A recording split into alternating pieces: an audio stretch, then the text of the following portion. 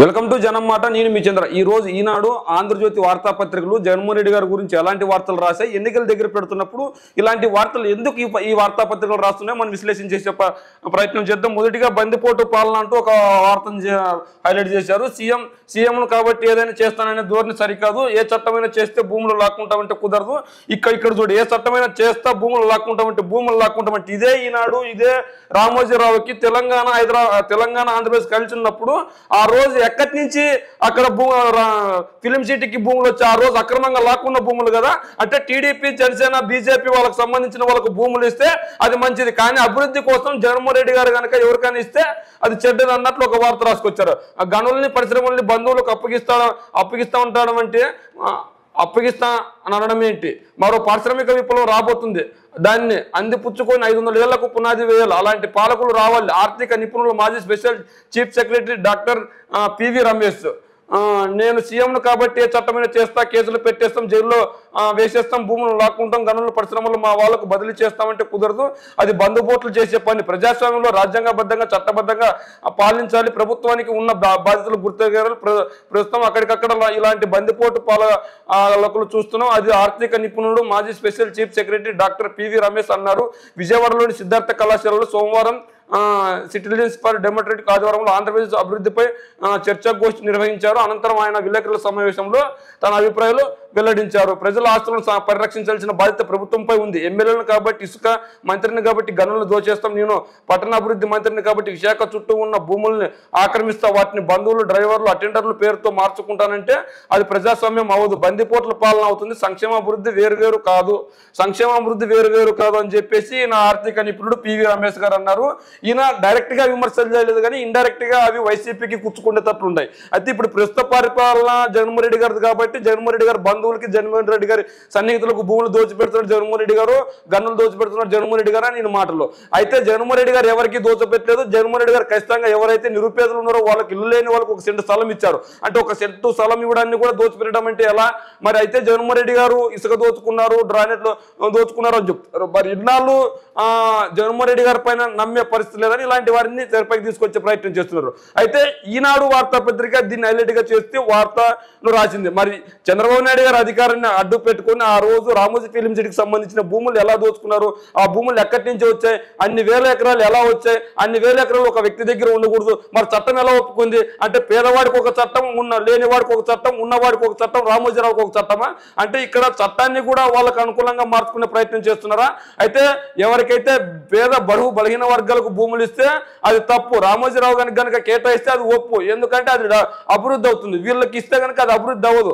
కేవలం వీళ్ళు దోచుకోవడానికి డబ్బులు ఇస్తున్నారు, లేదంటే జగన్మోహన్ రెడ్డి గారు మంచి పనులు చేస్తున్నారు కాబట్టి విమర్శలు చేసే ప్రయత్నం చేస్తున్నారు. అయితే దాన్నే హైలైట్ గా ఎందుకు రాసుకొచ్చారు ఒక బ్యానర్ ఐటమ్ గా అంటే ఖచ్చితంగా ఎన్నికల దగ్గర పడుతున్న తరుణంలో ఇలాంటి వార్త రాస్తే కనుక కొంతమేరకైనా ప్రజలు నమ్మే పరిస్థితి ఉంటుంది, ఆ ప్రజలను మభ్యపెట్టే పరిస్థితి ఉంటుంది. 10లో ఒక ఇద్దరినైనా టీడీపీ, జనసేన, బీజేపీ వైపు మళ్ళించే ప్రయత్నం చేసే ప్రయత్నాలు తప్ప అందుకు మించలేదు. నిజంగా టీడీపీ, జనసేన, బీజేపీ గనక ఓట్లు అడుక్కోవాలి అనుకుంటే ఈనాడు ఆంధ్రజ్యోతిని హైలైట్ గా చేసుకుంటాయి. ఇది ఈ వార్తాంశం. అదేవిధంగా సిబిఐ వెతుకుతున్న నిధుడు సీఎం జగన్ పక్కనే ఉన్నాడంటూ ఒక వార్త రాశారు. మన్ని అన్నపరెడ్డిగా సీఎం జగన్ తో శివ అన్నపరెడ్డిగా చలమణి అవుతూ సీఎం జగన్ విజయసాయి రెడ్డిలతో పోటీ తీసుకున్నది హైలైట్ గా చేశారు. న్యాయమూర్తులపై అసభ్య దూషణల కేసులో 2వ నిందితుడు మన్ని అన్నపరెడ్డి. నెల్లూరు జిల్లాలో వైకాపాకు మద్దతుగా చురుగ్గా ఎన్నికల ప్రచారం. కావలి మేమంతా సిద్ధం సభలో వేదికపై హల్చల్. సీఎం జగన్ విజయసాయి రెడ్డిలతో కలిసి ఫోటోలు కూడా. మణి అమెరికాలో ఉన్నారని అప్పట్లో కోర్టుకు చెప్పిన సిబిఐ అరెస్టుకు ఇంటర్పోల్ సహకారం తీసుకుంటామన్న వెల్లడి.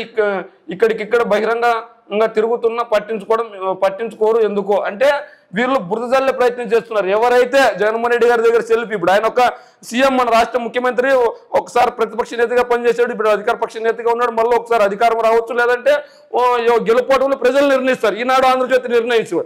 అంత మాత్రాన ఒక వ్యక్తి జగన్మోహన్ రెడ్డి గారితో పోటీ తీసుకున్నంత మాత్రాన ఆయన వైసీపీకి సంబంధించిన వ్యక్తి, లేదంటే ఆయన సన్నిహితుడు జగన్మోహన్ రెడ్డి గారు అతన్ని కాపాడుతున్నారు, లేదంటే పోలీసులు అతన్ని కాపాడుతున్నాడు తప్పు. అయితే నిజాలు బయటకు రావాలి. ఖచ్చితంగా ఏదైతే న్యాయమూర్తులపై అసభ్య దూషణల కేసులో దూషణ ఉందో అదైతే అందరూ ఖండిస్తారు. ఎందుకంటే న్యాయమూర్తులు అనే వాళ్ళు ఖచ్చితంగా నిర్ణయించే ముందు సాక్ష్యాధారాలను పరిశీలించి వారి న్యాయాన్ని నిర్ణయిస్తారు. అలాంటప్పుడు అలా దూషించే వారిని ఖచ్చితంగా కఠిన చర్యలు తీసుకోవాలి. అది ఎవరైనా సరే. అయితే నిందితుడిగా ఉన్నాడని చెప్పి జగన్మోహన్ రెడ్డి గారితో పోటు దిగదని జగన్మోహన్ రెడ్డి గారికి బురద అంటగట్టే ప్రయత్నం చేస్తున్నారు. అదేవిధంగా బాధితులైన పోలీసు అధికారులతోనే ఇక్కడ ఒక్క నిమిషం బాధితులైన పోలీసు అధికారులతోనే విచారణ చేయిస్తే ఎలా వారిని బదిలీ చేసి విచారణ చేపట్టాలి జనసేన అధినేత పవన్ కళ్యాణ్ డిమాండ్.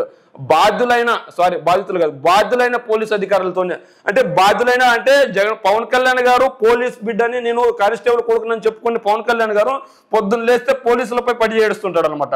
జగన్ పాలనలో ఏం జరిగింది, ఇది దొంగల రాజ్యం, దోపిడీ రాజ్యం, పచ్చగా మాట్లాడితే హత్య రాజకీయాల రాజ్యం. నా యాత్రలో పిసిసి అధ్యక్షులు షర్మిల ధ్వజం.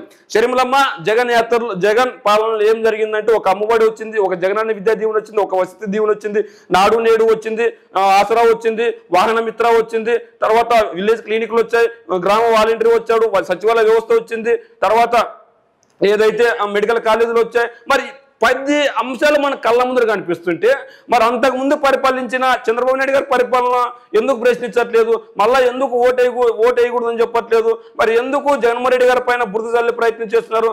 జగన్మోహన్ రెడ్డి గారు ఖచ్చితంగా ఇవన్నీ తీసుకొచ్చాడు కాబట్టి వాటన్నింటినీ కాపీ కొట్టే ప్రయత్నం టీడీపీ జనసేన బీజేపీ చేస్తుంది. ఈ రోజు జగన్మోహన్ రెడ్డి గారు వాలంటీర్ వస్తే 5,000 ఇస్తానంటే నేను 10,000 ఇస్తానంటున్నాడు. జగన్మోహన్ రెడ్డి గారు 3,000 పెన్షన్ చేసింటే నేను 4,000 ఇస్తాను, 6,000 ఇస్తానంటున్నాడు చంద్రబాబు నాయుడు గారు. జగన్మోహన్ రెడ్డి గారు అమ్మఒడి ఒకరికే ఇస్తానంటే నేను 3 ఇస్తానంటున్నారు. జగన్మోహన్ రెడ్డి గారు సచివాలయ వ్యవస్థ అద్భుతంగా ఉందని యావత్ భారతదేశం మన్ననలు పొంది ఈరోజు దేశవ్యాప్తంగా ఇంప్లిమెంట్ చేసే ప్రయత్నం చేస్తున్నారు. అంటే జగన్మోహన్ రెడ్డి గారి పరిపాలన ఎన్నికల సమయంలో మీరు ఏదో బురద చల్లాలి కాబట్టి బురద చల్లుతున్నారు, కానీ జగన్మోహన్ రెడ్డి గారి పరిపాలన సంక్షేమ పరిపాలన, అభివృద్ధి పరిపాలన అన్న విధంగా ఉంది.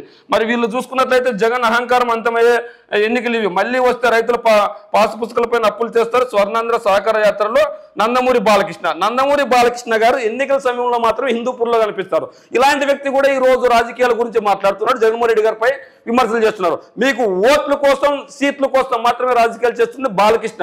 మీరు హిందూపూర్ని ఖచ్చితంగా కొన్ని దశాబ్దాలుగా గెలిపిస్తూనే ఉన్నారు హిందూపూర్ ప్రజలు. మరి ఆ హిందూపూర్ ప్రజలకు ఎందుకు అభివృద్ధి కనిపించట్లేదు? ఎందుకు హిందూపూర్ ప్రజలు ఒక కంపెనీ అయినా తీసుకొని రాలేకపోయారు? ఎందుకు ఒక మంచి మెడికల్ కాలేజీని తీసుకొని రాలేకపోయారు? ఎందుకు ఒక మంచి ఇంజనీరింగ్ కాలేజీని అంటే ఒక నేషనల్కి సంబంధించిన యూనివర్సిటీని తీసుకొని రాలేకపోయారు? ఒక సంస్థను తీసుకొని రాలేకపోయారు, ఒక వ్యవస్థను తీసుకొని రాలేకపోయారు. అక్కడ మీరు దశాబ్దాలుగా పరిపాలిస్తున్నారు. మీ నాన్నగారు పరిపాలించారు, మీ అన్నగారు పరిపాలించారు, మీరు పరిపాలించారు. 3 కుటుంబ సభ్యులు ఒకే నియోజకవర్గంలో గెలుస్తూనే ఉన్నారు, ఓటమి లేకుండా అక్కడ గెలుస్తూనే ఉన్నారు. మరి హిందూపూర్ ప్రజలు ఈ రోజు మంచినీళ్ళ కోసం ఎందుకు కటకటలాడుతున్నారు? మీరు సినిమాల్లో చూపిస్తారు అదే హిందూపూర్ ప్రజల గురించి, మరి నిత్య జీవితంలో ఎందుకు మీరు వాళ్ళని అభివృద్ధి పరచలేదు? మరి ఈ రోజు పక్కనే ఉన్న పులివెందుల్లో ఎలా ఉంది, ఈ రోజు మీ హిందూపూర్ ఎలా ఉంది, కుప్పం ఎలా ఉంది, మీ హిందూపూర్ ఎలా ఉంది? అంటే హిందూపూర్ ప్రజల ఓట్లు కావాలి, హిందూ ప్రజల ద్వారా సీట్లు కావాలి, అధికారం కావాలి, కానీ హిందూపూర్ ప్రజల కష్టాలు మీకు పట్టవు, హిందూపూర్ ప్రజల బాగోగులు మీకు పట్టవు. కానీ ఎన్నికల దగ్గర పడుతున్నప్పుడు మాత్రమే వాళ్ళని విమర్శలు చేస్తారు, రాజకీయాలు వాళ్ళు ఓట్లు అడుగుతారు, వాళ్ళపై దాడులు చేస్తారు. ఎవరైనా సెల్ఫీ కోసం కానీ ఫోటో కోసం కానీ వస్తే వాళ్ళపై దాడులు చేస్తారు. ఇలాంటి రాజకీయాలు చేస్తున్న మీరు కూడా ఈరోజు జగన్మోహన్ రెడ్డి గారిని విమర్శలు చేస్తున్నారు. మా నాని జోగి వంశీ కిట్టు ఎంతో స్వామిలు మంచోళ్ళు అంటూ జగన్మోహన్ రెడ్డి గారు నిన్న మేమంతా సిద్ధం సభలో అభ్యర్థులుగా పరిచయం చేస్తూ సీఎం జగన్ కితాబు ఇచ్చాడంటూ ఒక వార్త రాసుకొచ్చారు. సీఎం జగన్ కాన్వాయ్లో పోలీసు వాహనం ఢీకొని మహిళకు తీవ్ర గాయాలు, కిడిపాదం ఛిద్రమైన స్పందించిన పోలీసు. సిద్ధం సభ కోసం 120 కిలోమీటర్ల దూరం నుంచి బస్సులో రాక 120 కిలోమీటర్ల దూరం నుంచి బస్సులో వచ్చిందట. మేమంతా సిద్ధం జగనన్న గుడివాడ జనాలు లేక విలవిలపోయిన జగన్ సభ, ఏలూరు సభ బస్సు యాత్రలోనూ ఇదే తీరు. మేమంతా సిద్ధం కాదన్న గుడివాడ జనాలు లేక విలవిలపోయిన జగన్ సభ, ఏలూరు జిల్లా బస్సు యాత్రలోనూ అదే తీరు. మనం చూసుకున్నట్లయితే నిన్నటి రోజు గుడివాడలో గనక చూస్తే ఇసుకేస్తే రాలనంత జనం కాదు, నీళ్లు పోస్తే కిందకి పడినంత జనం వచ్చారు. అంత జనం వచ్చినా కూడా వెలవెలపోయిన సభను వార్త రాసుకొచ్చారు. ఎందుకు మీరు చంద్రబాబు నాయుడు గారు ఏదో ఒక గల్లీలో సభ పెట్టి దారి పొడవున జనాలు ఉన్నంత మాత్రాన అది సక్సెస్ కాదు. జగన్మోహన్ రెడ్డి గారు ప్రాంగణాలు ఏర్పాటు చేసి మరీ సభలు పెడుతున్నాడు. మరి చంద్రబాబు నాయుడు గారు ఎందుకు ప్రాంగణాలు ఏర్పాటు చేసి మరి సభలు పెట్టలేకపోతున్నారు? ఏదో ఒక సభ పెట్టి చేతులు దులుపుకుంటున్నారు. ఈరోజు జగన్మోహన్ రెడ్డి గారికి జనధారణ ఎలా ఉంది, టీడీపీకి జనధారణ ఎలా ఉంది? కానీ మీరు వార్తలు రాసినంత మాత్రాన లేదంటే చూపినంత మాత్రాన జనధారణ లేకుండా పోదు. అలా అయితే 2019లో జగన్మోహన్ రెడ్డి గారు గెలిచేవాడే కాదు. ఎందుకు గెలిచేవాడే కాదంటే టీడీపీ మళ్ళీ అధికారం లేక రాబోతుంది 150 సీట్లతో అని చెప్పి మీరు చెప్పారు.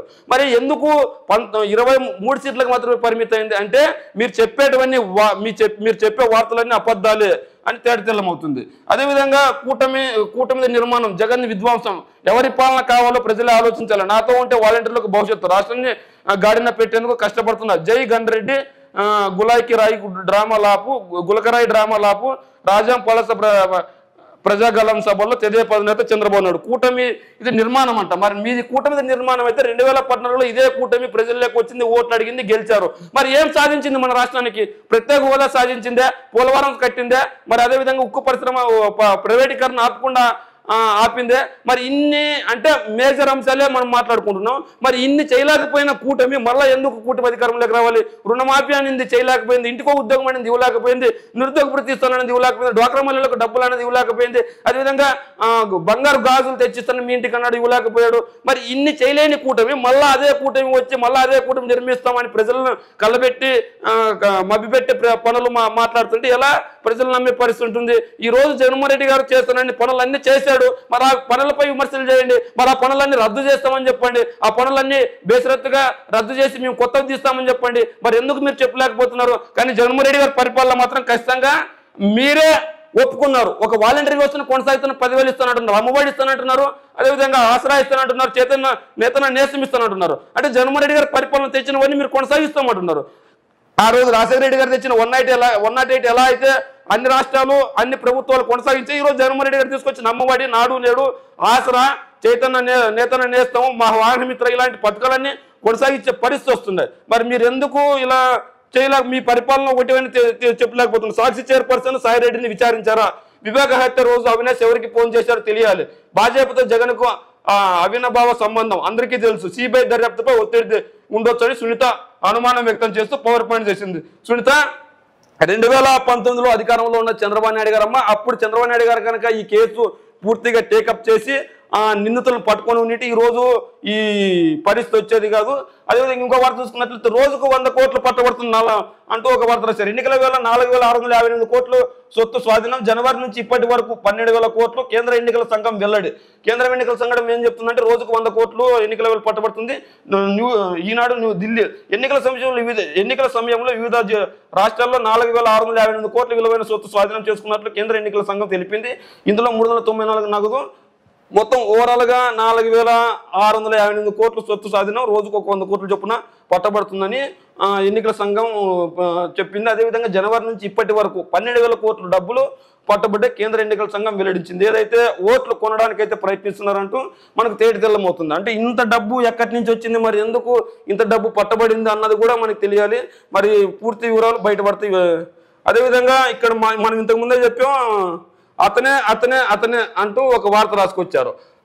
సునీత కంటే ఆంధ్రజ్యోతి ఈనాడికి ఆరాటం ఎక్కువ, పోరాటం ఎక్కువ. ఎందుకంటే ఇక్కడ సునీత జగన్మోహన్ రెడ్డి గారిని డ్యామేజ్ చేస్తుంది. ఆ డ్యామేజ్ వల్ల టీడీపీకి, జనసేన, బీజేపీకి అనుకూలం. మా అన్న హత్య ఆయన పనే, ఇవిగో పక్క ఆధారాలు, ఇంకేం కావాలి? ఆధారాలు ఉంటే paper presentation, TV screen presentation కాదు సునీత ఇవ్వాల్సింది. కోర్టుకు సబ్మిషన్ చేయి, సిబిఐకి ఇవ్వు. మరి అక్కడ ఆధారాలు సబ్మిషన్ చేయకుండా టీవీ ముందుకు వచ్చి పేపర్ ప్రజెంటేషన్ చేస్తా, స్క్రీన్ ప్రజెంటేషన్ చేస్తా, పీపీటీ ప్రజెంటేషన్ చేస్తా అంటే మీరు ప్రజెంటేషన్ చేసేస్తే ప్రజలు నమ్ముతారు, కోర్టులకు ఇవ్వాలి కదా ఆధారాలు. అంటే ఆధారాలు ఉండుకొని మీరు మభ్య పెడుతున్నారా? మరి సిబిఐకి ఎందుకు ఇవ్వలేదు, మరి కోర్టుకి ఎందుకు ఇవ్వలేదు? మరి కోర్టులో సబ్మిషన్ చేస్తే ఎవరైతే హంతకులు ఉన్నారో వాళ్ళకు శిక్ష పడుతుంది కదా. అంటే మీరు ఇక్కడ పబ్లిసిటీ పొందాలని చూస్తున్నారు. ఆ పబ్లిసిటీ నేపథ్యంలో ఖచ్చితంగా జగన్మోహన్ రెడ్డి గారిని వ్యతిరేకంగా చేసి జగన్మోహన్ రెడ్డి గారిని ఎలాగైనా గద్దె దించి మీకు అనుకూలంగా ఉన్న పార్టీలు అధికారంలోకి వచ్చిన తర్వాత పదవులు తీసుకొని, పవర్లు తీసుకొని, ఆ పవర్ ద్వారా పైసలు సంపాదాలనుకుంటూ కోరుకుంటారు తప్ప అంతకు మించలేదు. నిజంగా ఆధారాలు ఉన్నాయండి, ఇవిగో ఆధారాలు అంట. మరి ఇంకేం ఇవిగో పక్క ఆధారాలు, ఇంకేం కావాలి? ఇంకా ఆధారాలు ఉంటే పో, నీ ఇక్కడ ఎందుకు పేపర్ ప్రజెంటేషన్ చేస్తున్నావు? కోర్టుకి ఇవ్వు, నా దగ్గర ఆధారాలు ఉన్నాయండి, మీరు ఎందుకు అవినాష్ రెడ్డి గారిని అరెస్ట్ చేయలేదని చెప్పు. అంటే మీరు నాటకాలు ఆడుతున్నారా? మీరు ఎందుకు నాటకాలు ఆడాల్సి వచ్చింది? అవినాష్ రెడ్డి వివేక హత్య లైన్ అప్డేట్స్ తెలుసా? నాన్న హత్య రోజు తెల్లవారుజామున ఎర్రి గంగారెడ్డి అవినాష్ మధ్య ఫోన్ కాల్స్, ఆ తర్వాత ఎంపీ నుంచి బయట వ్యక్తులకు ఫోన్. అంతకుముందు రోజు అవినాష్ ఇంట్లోనే సునీల్ తలపై గొడ్డలి పోట్లు ఉంటే గుండెపోటున ప్రచారం, సాక్షులు అలాగే ప్రచారం చేశారంటూ ఒక వార్త. చైర్మన్ విచారించాలి, వివేక అవినాష్ కుటుంబాల మధ్య 10 ఏళ్ళుగా రాజకీయ విభేదాలు, అడ్డు తొలగించలేని హత్య చేతివేలు నరికేశారు, నుదిటి మీద తల వెనుక గొడ్డలి వేట్లు, వీడియోలు తీస్తుంటే ఏడుపు వస్తుంది, అవన్నీ అవినాష్ వైపే, జగన్ కాపాడుతున్నాడు జగన్ కాపాడుతున్నాడు. ఇదంతా ఎట్టదిలికి జగన్మోహన్ రెడ్డి గారిని లింక్ చేసే ప్రయత్నం తప్ప అంతకు మించి లేదు. మనం దీని గురించి ఎంత చర్చించుకుంటే అంత మంచిది.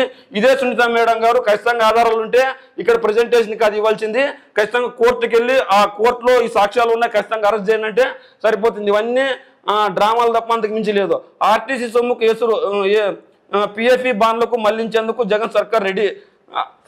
జగన్మోహన్ రెడ్డి గారు ఆపద్దరం ముఖ్యమంత్రిగా ఉన్నా జగన్మోహన్ రెడ్డి గారే చేస్తున్నారంటూ ఒక వార్త రాసుకొస్తున్నారు. ఎంపీడీఎం ఓటర్ల అమ్మకం బయటకు రావడంతో ఉలికిపాటు, ప్రత్యామ్నాయంగా ఏపీపీసీ ద్వారా 7,000 కోట్లు అప్పు తెచ్చే యత్నం, గ్యారెంటీ ఇచ్చేందుకు ఆర్థిక శాఖ సిద్ధం, చకచక కదులుతున్న పీపీఎఫ్ఐలు, రేపు మాపు గ్యారెంటీ లభించే అవకాశం, ఆర్టీసీ నిధులతో ఈ బాండ్ల కొనుగోలు, గతంలోనూ విద్యుత్ ఉద్యోగుల పీపీఎఫ్ మళ్లించి వీళ్ళు ఏంటంటే ఖచ్చితంగా ఎలాగైనా జగన్మోహన్ రెడ్డి గారి పైన బురద చల్లాలి అని ప్రయత్నం చేస్తున్నారు. ఇప్పుడు జగన్మోహన్ రెడ్డి గారు ఆపద్ధర్మ ముఖ్యమంత్రిగా ఉన్నారు, ఎన్నికల ప్రచారంలో బిజీగా ఉన్నారు. నిన్నగాక మొన్న రాళ్ళదాడి కూడా చూసాం.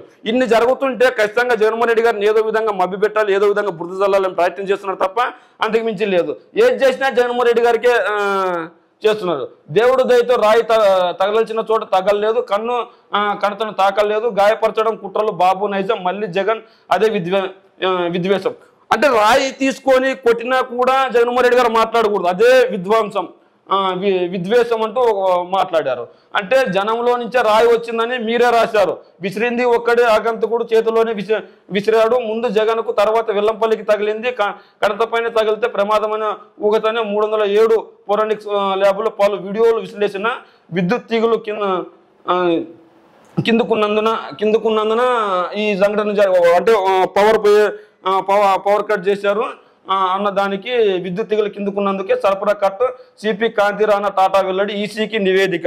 సమాచారం ఇస్తే 2 లక్షలు, ఎవరైతే జగన్మోహన్ రెడ్డి గారు పై రాయి విసిరారో వాళ్ళ గురించి సమాచారం ఇస్తే 2 లక్షలు ఇస్తామని చెప్పేసి ఇచ్చారు. బాండ్ల రద్దుతో మళ్ళీ నల్లధనం, ఎన్నికల బాండ్ల వల్ల రాజకీయ పార్టీలకు విరాళాల్లో పారదర్శకత వచ్చింది అంటూ నరేంద్ర మోదీ గారు ప్రతినిధికి ఇంటర్వ్యూ ఇస్తున్నా. నా ప్రధాని నరేంద్ర రద్దుతో పరిస్థితి మళ్ళీ మొదటికి, దానివల్ల అందరూ బాధపడతారు, 400 సీట్లు గెలిస్తే రాజ్యాంగాన్ని మారుస్తామని దుష్ప్రచారం, దేశంలో ప్రజాస్వామ్యం ఉంది, సుప్రీం లీడర్ ఎవరు ఆవిర్భవించలేదు, ఈడీ సిబిఐల దుర్వినియోగం ఆరోపణలన్నీ ఓటమికి విపక్షాలు సానుకూలే, ఈసీలో సంస్కరణలు తెచ్చాం, ప్రతి పక్షానికి ప్రతినిధం కల్పించామంటూ నరేంద్ర మోదీ గారు ఒక ఇంటర్వ్యూ ఇచ్చారు. ఆ ఇంటర్వ్యూ గురించి ప్రముఖంగా హైలైట్ రాసుకొచ్చారు. కోడికి ఒక రోజు ముందు రామ్కోకు రాసిచ్చారు. జగ్గాయపేటలో 267 ఎకరాల్లో సున్నపురాయి నిల్వలు సిమెంట్ కంపెనీకి సత్వరణ చేసిన జగన్ సర్కార్ 20 ఏళ్ళు కాదు ఏకంగా 50 ఏళ్ల పాటు లీజు, మార్చి 15న రహస్య జీవో అంటూ ఒక వార్త రాసుకొచ్చారు. అయితే జగన్మోహన్ రెడ్డి గారు ఎవరికి డెవలప్మెంట్ కోసం పనిచేసి పెట్టినా కూడా అది ఖచ్చితంగా వీళ్ళు వ్యతిరేకంగా వార్త రాస్తారు. ఎందుకంటే అది కంపెనీ వస్తే కంపెనీ వచ్చిందని ఏడుస్తారు, జగన్మోహన్ రెడ్డి గారికి సంబంధించిన వాళ్ళ కంపెనీ వచ్చిందని ఏడుస్తారు, కంపెనీలు రాకపోతే ఎందుకు కంపెనీలు రాలేదు ఉద్యోగాలు రాలేదని ఏడుస్తారు. మరి ఏదేమైనా జగన్ రెడ్డి ఎన్నాళ్ళు నాటకాలు అంటూ ఇంకో వార్త రాసుకొచ్చారు. వీటిని జనం నమ్మే పరిస్థితి లేదు, ఎప్పుడు ఇంటికి ఆపుదామా అని ఎదురు చూస్తున్నారు. సీఎం రోడ్ షోలతో కరెంట్ పోవడం ఏంటి, సీఎం రోడ్ షోలో కరెంట్ పోవడం ఏంటంటూ వీళ్ళు అంటే ఇక్కడ ఇదే వార్తాపత్రిక పైన రాసుకొచ్చింది. కరెంటు తీగలు కింద ఉన్నందున ఎవరికైనా ప్రమాద వస్తువు తాకే అవకాశం ఉంది, ఆ తాకడం వల్ల ఎవరికైనా ఇబ్బంది కలిగే అవకాశం ఉందని చెప్పేసి వాళ్ళు కరెంట్ తీసేవని చెప్తున్నారు. అయినా కూడా వీళ్ళు ఇలాంటి వార్త రాసుకొచ్చారు. నేను వచ్చి తీసేసానా, నా గవర్నమెంట్ ఉందా, రాయి తగిలాక బస్సులోకి వెళ్లకుండా బస్సు మీదే డ్రామాలు ఏంటి, గత ఎన్నికల్లోనూ కోడికత్తి డ్రామా, దగాదూరు వ్యవహారాలను జనం నమ్ముడు, ఉద్యోగులకు ఎన్ని బాధ్యాలు ఇస్తే రాగానే 25,000 కానిస్టేబుల్ పోస్టులు భర్తీ, నా తొలి సంతకం వాటిపైన అంటూ నాతో డిఎస్సీ పైన అంటూ బాబు పిలుపు. నిన్నట్టు అంటే జగన్మోహన్ రెడ్డి గారు సభలో గురించి విమర్శలు చేశారు. ఎందుకు కరెంట్ తీశారంటే చంద్రబాబు తీగలు కింద ఉన్నాయి కాబట్టి ఆ తీగలు ఎవరికైనా తగులుతాయని కాబట్టి అందుకు ఆ సభలో ఎటువంటి అంతరాయాలు కలగకూడదని తీగలు తీసామని చెప్పారు. మరి అది కూడా తెలియకుండా మీరు విమర్శలు చేస్తున్నారు. అంటే మీరు విమర్శలు చేసినంత మాత్రాన ప్రజలు నమ్మే పరిస్థితి ఉండదు. మరి మీరు కేవలం జగన్మోహన్ రెడ్డి గారిపై విమర్శలు చేస్తున్నారు. మరి మీ కొడుకు పాదయాత్ర చేశారు, మరి పాదయాత్ర చేసి ఏం తెలుసుకున్నారు? అంటే జగన్మోహన్ రెడ్డి గారు ఇచ్చే అమ్మఒడి మళ్ళీ ఇవ్వమని చెప్పాడా, మరి జగన్మోహన్ రెడ్డి గారు ఇచ్చే ఆశ్రమం మళ్ళీ ఇవ్వమని చెప్పాడా, మరి ఇన్ని జగన్మోహన్ రెడ్డి గారు చేసిన పథకాలే మళ్ళా మీరు ఇస్తామంటే మళ్ళీ మీరు ఎందుకు రావాలి, మళ్ళీ మీకు ఎందుకు ఓటు వేయాలి అని ప్రజలు కూడా చర్చించుకుంటున్నారు కదా. ఏదేమైనా ఈనాడు ఆంధ్రజ్యోతి ఎన్నికల దగ్గర పడుతున్న కొద్దీ జగన్మోహన్ రెడ్డి గారికి వ్యతిరేకంగా రాస్తాయి. ఎందుకంటే ఈ వార్తాపత్రికలు చంద్రబాబుకి అనుకూలంగా రాస్తాయి. ఎందుకంటే ఈ వార్తాపత్రికలు వాళ్ళకి సంబంధించిన వాడిని ఆనాడు రాజశేఖర రెడ్డి అన్నారు, ఈనాడు జగన్మోహన్ రెడ్డి గారు అంటున్నారు. ఈ నెల రోజులు జగన్మోహన్ రెడ్డి గారు ఏకంగా ఈ వార్తాపత్రికలను చదవడం మానేస్తే మరీ మంచిదన్నారు. మరి అలాంటి పరిస్థితి నెలకొంది. ఖచ్చితంగా ఒక ఈనాడు ఆంధ్రజ్యోతి లేదంటే సాక్షి వార్తాపత్రికలు రాసినంత మాత్రాన జగన్మోహన్ రెడ్డి గారికి ఓటు వేరు, అలా అని చంద్రబాబు నాయుడు గారికి ఓటు వేరు. ఎవరి వార్తలు ఎవరు వార్తాపత్రికలు వాళ్ళకు ఉన్నప్పటికీ ప్రజలకు ఎవరు మంచి అయితే చేస్తారో వాళ్ళకు ఓటేసే పరిస్థితి ఉంటుంది. వాళ్ళకు కాదని వీళ్ళను ఎంత రిద్దినా కూడా మంచి చేసిన వాడిని మర్చిపోయే పరిస్థితి ఎవరికి ఉండదు. మరి అలాంటప్పుడు ఖచ్చితంగా ఈనాడు ఎవరికి సంబంధించిన సమస్యలు వాళ్ళకు ఉన్నప్పుడు ఖచ్చితంగా వీళ్ళు ప్రజల పక్షాన ఉండి రాజకీయాల పక్షాలు కాకుండా ప్రజల సమస్యలపై పోరాడితే బాగుంటుందని మన అభిప్రాయం. మరి ఏదేమైనప్పటికీ ఈ రోజు ఈనాడు ఆంధ్రజ్యోతి రాసిన వార్తల గురించి మీరేమనుకుంటున్నారో మీ కామెంట్ రూపంలో తెలియజేయండి.